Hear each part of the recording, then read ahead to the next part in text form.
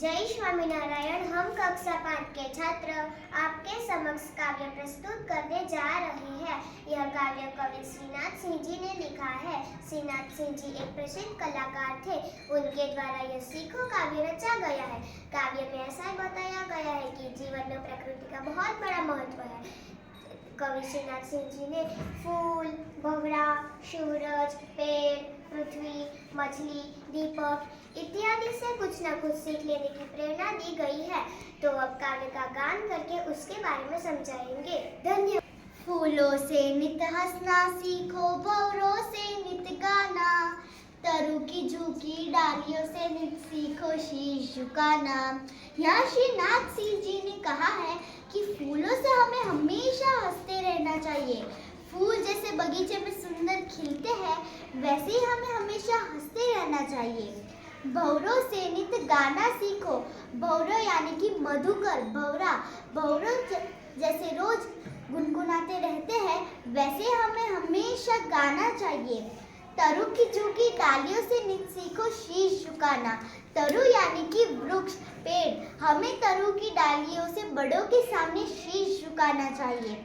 सीख हवा के झोंकों से लो कोमल भाव बहाना, दूध तथा पानी से सीखो मिलना और मिलाना। हवा के झोंकों से हमें कोमल भाव बहाना सीखना चाहिए। हवा यानी कि पवन, वायु। हवा हमें आरामदायक महसूस दिलाती है।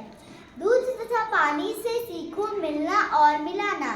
दूध और पानी जब एक दूसरे से मिल जाते हैं, वैसे ही हमें एक दूसरे से मिलना चाहिए, एक दूसरे के साथ मित्रता रखनी चाहिए। सूरज की किरणों से सीखो जगना और जगाना, लता और पेड़ों से सीखो सबको गले लगाना। सूरज की किरणों से सीखो जगना और जगाना। सूरज की किरणों में रोज सुबह जल्दी उठाकर हम सब पृथ्वीवासियों को जगाते हैं, उसी तरह हमें भी स्वयं जाकर दूसरे को भी जगाना चाहिए। लता और पेड़ों से सीखो सबको गले लगाना। लता जब पेड़ पर चढ़कर पेड़ों के साथ मिल जाती है, उसी तरह हमें भी एक दूसरे के साथ मिल जाना चाहिए। मछली से सीखो स्वदेश के लिए तड़प कर मरना। पतझड़ के पेड़ों से सीखो दुख में धीरज धरना। मछली से सीखो स्वदेश के लिए तड़प कर मरना। अगर मछली का जीवन पानी में ही होता है, अगर पानी सूख जाए तो मछली भी मर जाती है। हमें पानी बचाना चाहिए और मर मिटने का जज्बा मछली से सीखना चाहिए। पतझड़ के पेड़ों से सीखो दुख में धीरज धरना। पतझड़ के पर्ण गिर जाते हैं, पतझड़ के पर्ण गिर जाते हैं, लेकिन पतझड़ दुखी नहीं होता और धीरज धरता है। उसी तरह हमें भी धीरज धरना चाहिए, हमारे जीवन में कोई मुश्किल आ जाए तो।